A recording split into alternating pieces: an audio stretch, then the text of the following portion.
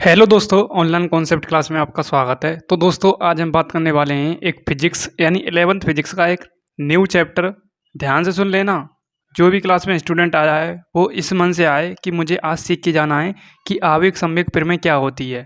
आवेग संवेग प्रमेय क्या होती है उसके बारे में ध्यान से बताने वाला हूँ। इंग्लिश में इम्पल्स मोमेंटम प्रमेय कहते हैं, ठीक है।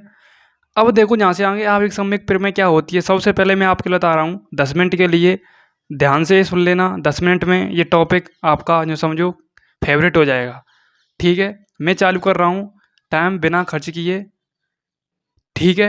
अब देखो, सबसे पहले हम बात करते हैं इसकी रूपरेखा क्या होती है, इसकी डेफिनेशन क्या होती है और इसका एग्जाम्पल क्या होता है। फिर इसका एक छोटा सा डेरिवेशन का पार्ट है।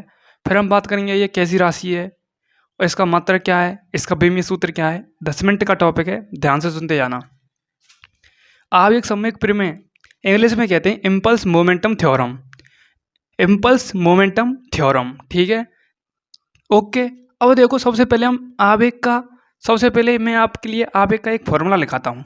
आवेग का फॉर्मूला होता है, आवेग का फॉर्मूला क्या होता है, आवेग को हम कहते हैं इम्पल्स। तो आई बराबर में एफ इंटू डेल टी, या एफ इंटू हम कहते हैं टी, ठीक है।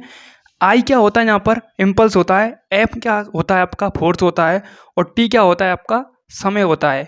यानी फोर्स इंटू समय का क्या होता है, गुणनफल किसके इक्वल होता है, वो इम्पल्स के इक्वल होता है। अब देखो, सबसे पहले हम बात करते हैं किसी वस्तु की गति पर बल के समग्र प्रभाव को क्या कहते हैं, आवेग कहते हैं। किसी वस्तु की गति पर देखो, जब कोई वस्तु गति करती है, क्या करती है, जब कोई वस्तु गति करती है तो हम उस वस्तु पर एक समय के लिए, एक छोटे से अल्पत समय के लिए हम उस पर बल लगा दें, यानी क्षण भर के समय के लिए हम उस पर बल लगा दें, तो उस इफेक्ट को, जो इफेक्ट पड़ रहा है उस पर, जो हमने मोशन कराई है, जो हमने उस पर बल लगाया है, जो वस्तु मोशन कर रही है उस पर हमने छोटे से समय के लिए यानी अल्पत समय के लिए हमने जो बल लगाया है, उसके इफेक्ट को हम कहते हैं इम्पल्स। आई होप आपको यहाँ तक ये टॉपिक मक्खन हुआ होगा। अब देखो, यहाँ से आगे हम बात करते हैं इसका मान बल और समय के अंतर, समय अंतराल का मतलब होता है समय के अंतर से प्राप्त होता है, बिल्कुल प्राप्त होता है, सिंपल सी बात है। इसका मान बल और समय के अंतर से प्राप्त होता है। मैंने अभी इसका फॉर्मूला लिखाया था। इसका फॉर्मूला क्या था, आई बराबर में एफ इंटू टी। क्या है, आई बराबर में एफ इंटू टी। अब देखो, डेफिनेशन में यही कह रही है, जब कोई वस्तु गति करती है, जब कोई वस्तु गति करती है तो उस वस्तु पर जो हम इफेक्ट डालते हैं क्षण भर समय के लिए, तो वो आपका इम्पल्स कहता है। अब इम्पल्स बल इंटू समय के अंतर से ही तो प्राप्त होगा, ईजी सी बात है, ठीक है, यहाँ तक क्लियर। अब देखो, इसे हम आई से व्यक्त करते हैं क्योंकि आवेग को हम क्या कहते हैं, इम्पल्स कहते हैं। यह एक सदिश राशि है जिसकी दिशा वही होती है जो आरोपित बल की होती है। अब आपने एक एग्जाम्पल देखा होगा जो अपनी लाइफ से रिलेटेड करते हैं हम। आपने क्रिकेट देखा होगा, तो क्रिकेट में जैसे ही हम बॉल फेंकते हैं, जैसे ही हम बॉल फेंकते हैं तो क्षणभर समय के लिए जो मतलब प्लेयर होता है, तो क्षणभर समय के लिए उस पर क्या बल आरोपित करता है, उसी के इफेक्ट को हम क्या कहते हैं, इम्पल्स कहते हैं। और यही लिखा हुआ है, इसे हम आई से व्यक्त करते हैं। ये एक सदिश राशि है जिसकी दिशा वही होती है जो हम बल आरोपित करते हैं, सिंपल सी बात है, ठीक है। अब देखो, यहाँ से आगे हम इसके छोटे से डेरिवेशन पार्ट को समझते हैं। देखो, आवेग का सिंपल सा फॉर्मूला आई बराबर में एफ इंटू टी होता है, या हम इसे डेल टी भी कहते हैं, यानी समय में परिवर्तन को बताता है। यदि हम इसे सदिश रूप में लिखना चाहें, सदिश रूप में, सदिश रूप में,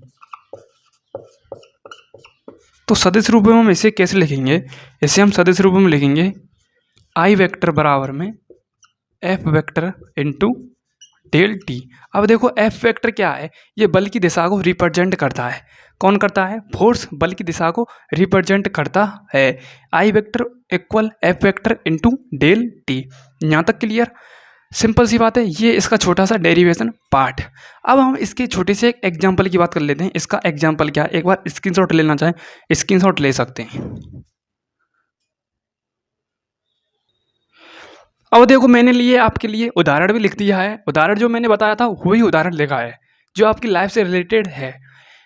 क्रिकेट के खेल में बल्ले द्वारा, क्रिकेट के खेल में बल्ले द्वारा गेंद पर अत्यधिक बल आरोपित करना, जो भी अल्पत समय के लिए, एक छोटे से समय के लिए हम आरोपित बल करते हैं, वही आपका क्या कहलाता है, इम्पल्स कहलाता है, ठीक है। इम्पल्स सिंपल सी बात है। जहाँ तक हम छोटे से समय के लिए जो हम बल लगाते हैं, जैसे क्रिकेट में बल्ले द्वारा गेंद पर लगाया गया बल जो अल्प समय के लिए होता है, वही किसको रिप्रेजेंट करता है? आवेग को रिप्रेजेंट करता है। अब यहाँ पर एक इसके पीछे लगा हुआ है संवेग यानी मोमेंटम। अब न्यूटन की गति से हम इसमें न्यूटन की गति का सेकंड लगाएंगे, सेकंड नियम लगाएंगे, उससे हम निष्कर्ष प्राप्त करेंगे। जो भी आएगा उसमें डिफरेंट हो जाएगा कि आवेग और संवेग में क्या संबंध है, वो भी पता चल जाएगा। ध्यान से देखते जाइए। हम बात करते हैं न्यूटन की गति से, न्यूटन की गति से, न्यूटन की गति का दूसरे नियम से, न्यूटन की गति के दूसरे नियम से, ठीक है, दूसरे नियम से। अब देखो न्यूटन की गति का दूसरा नियम क्या होता है? न्यूटन की गति का दूसरा नियम होता है यानी force equal del P upon में डेल टी, यानी संवेग में समय के साथ परिवर्तन। ठीक है, इतना याद कर लेना और कुछ भी नहीं है इसमें रॉकेट साइंस। न्यूटन की गति का सेकंड समीकरण है एफ वेक्टर बराबर में डेल पी वेक्टर अपॉन में डेल टी वेक्टर। मैं इसको मान देता हूँ समीकरण नंबर 1, मैं इसको नाम देता हूँ समीकरण नंबर सेकंड।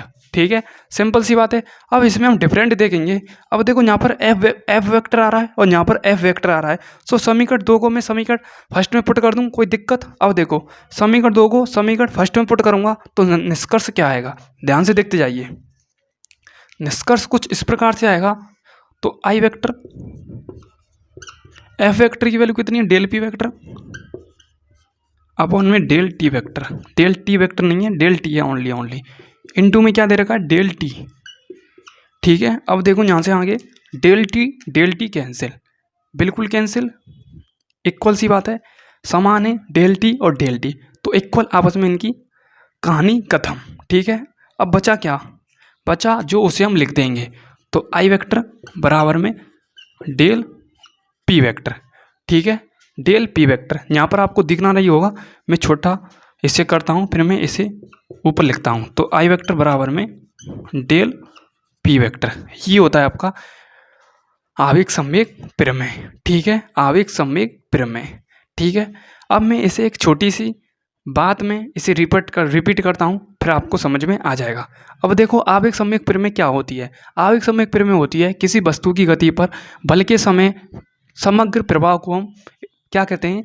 आवेग कहते हैं। उदाहरण समझते हैं, क्रिकेट के खेल में बल्ले द्वारा गेंद पर अत्यधिक बल अल्प समय के लिए लगाया जाता है, उसे हम क्या कहते हैं? इम्पल्स कहते हैं। यानी छोटे से समय के लिए जब हम गेंद पर लगाते हैं, बल्ले द्वारा बल लगाते हैं, तो वो आपका आवेग को रिप्रेजेंट करता है। ये एक सदिश राशि है क्योंकि ये डायरेक्शन को फॉलो करता है। इसमें बल आ रहा है तो बल भी एक क्या है? सदिश राशि है, जिसकी दिशा वही होती है जो आरोपित बल की होती है। बिल्कुल ईजी सी बात है। आवेग का फॉर्मूला आई बराबर में एफ इंटू डेल टी होता है। यदि हम इसे वेक्टर रूप में लिखें तो I vector equal F vector into del vector. मैं इसको समीकरण नंबर फर्स्ट मानता हूँ। यदि आवेग संवेग प्रमेय पढ़ रहे हैं तो संवेग का भी इसमें रोल होगा। तो न्यूटन की गति के दूसरे नियम से हम बात करते हैं तो न्यूटन की गति का दूसरा नियम होता है F vector equal del P vector upon में डेल टी वेक्टर। समीकरण नंबर सेकंड मैं एफ का मान इसमें रखूंगा, एफ का मान मैं इसमें रखूंगा, डेल टी कैंसिल, आई बराबर में मेरा तो I vector equal del P vector equal में आ जाएंगे। ठीक है, अब मैं यहाँ से आगे बात करता हूँ। ठीक है, एक बार स्क्रीनशॉट लें इसका जल्दी से जल्दी।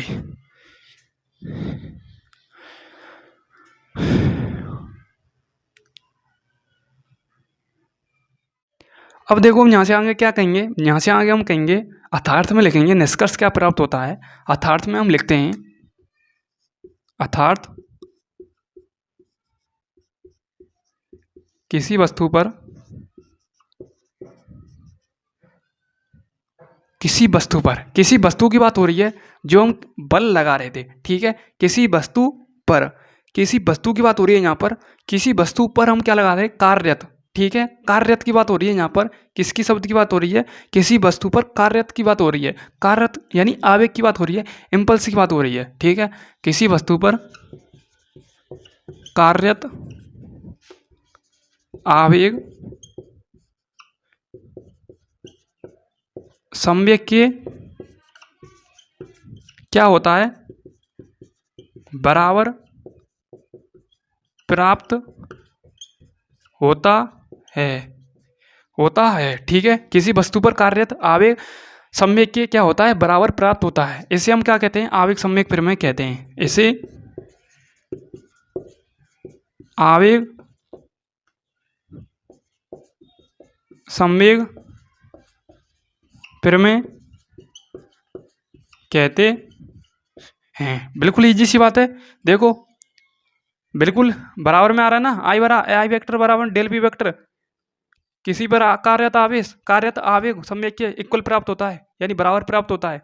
सम्वेग ये रहा, आवेग ये रहा, इक्वल है दोनों। इसे ही हम क्या कहेंगे, आवेग सम्वेग प्रमेय कहते हैं। अब बात करते हैं, ये एक सदिश राशि है, क्या ये एक अदिश राशि है? सदिश राशि है, बिल्कुल डायरेक्शन को फॉलो कर रही है, फोर्स आ रहा है तो डायरेक्शन है, इजी सी बात है। इसके मात्रक की बात करते हैं, इसके विमीय सूत्र की बात करते हैं। एक बार स्क्रीनशॉट जरूर लें। अब देखो मात्रक की बात करता हूँ मैं सबसे पहले। यहाँ पर आपको दिख रहा होगा, सबसे पहले मात्रक की बात करते हैं, आवेग के मात्रक की। फॉर्मूला क्या है, आई बराबर एफ इंटू डेल टी, यानी बल इंटू समयांतराल, बल इंटू समयांतराल, ठीक है। अब देखो बल का क्या होता है, न्यूटन, समय यानी सेकंड, न्यूटन इंटू सेकंड। विमीय सूत्र की बात करें, यानी बेमा, दिख रहा होगा आपको यहाँ तक तो, बेमा बेमा, मैं यहाँ पर लिख देता हूँ बेमा। बेमा क्या आएगी इसकी, बल की बेमा क्या होती है, बल की बेमा होती है m1 l1 t माइनस का 2, और समय की क्या होती है t1, ठीक है। तो t1 प्लस का है और t माइनस का 2 माइनस का है, तो ज़्यादा से कम घट जाएंगे, यानी ज़्यादा से कम घट जाएंगे तो t माइनस का 1 बचेगा। तो m1 l1 t माइनस का 1, m1 l1 t माइनस का 1 आपको यहाँ दिख ही ना रहा होगा, मैं आपको ऊपर ही करा देता हूँ, ठीक है। इसका मात्रक और इसका विमीय सूत्र में आपके लिए ऊपर ही करा देता हूँ। देखो मात्रक क्या होता है इसका, इसके मात्रक की बात करते हैं। फॉर्मूला क्या होता है, आई बराबर में एफ इंटू डेल टी, ठीक है। अब देखो यानी बल का मात्रक क्या होता है, न्यूटन, और समय का क्या होता है, सेकंड, तो न्यूटन इंटू सेकंड, ये हो गया इसका मात्रक। क्या हो गया, मात्रक। अब इसके विमीय सूत्र की बात करें हम, इसका विमीय सूत्र क्या आएगा। अब देखो बल का क्या होता है, बल का होता है m1 l1 t माइनस का 2, इंटू में क्या आ रहा है, इंटू में समय आ रहा है तो t1 आ जाएगा, ठीक है, t1 आ जाएगा। ज़्यादा से कम घटाएंगे तो m1 l1 और t माइनस का 1 बचेगा, m1 l1 t माइनस का 1 बचेगा। सिंपल सी बात है, विमीय सूत्र क्लियर, मात्रक क्लियर। ये होती है आवेग सम्वेग प्रमेय। आपको टॉपिक कैसा लगा कमेंट में मुझे जरूर बताएं, ठीक है। आवेग सम्वेग प्रमेय ये है, ठीक है। यदि आपने अभी तक मात्रक कैसे निकालते हैं, बेमा कैसे निकालते हैं, वो भी टॉपिक नहीं कवर करा है, डिस्क्रिप्शन में लिंक डली हुई है, उसे जल्दी से जल्दी कवर कर लें। मिलता हूँ नेक्स्ट क्लास के साथ। क्लास कैसी लगी कमेंट में जरूर बताएं। Thank you so much, love you all, जय हिंद जय भारत, ठीक है। इसे जल्दी से जल्दी कवर करें।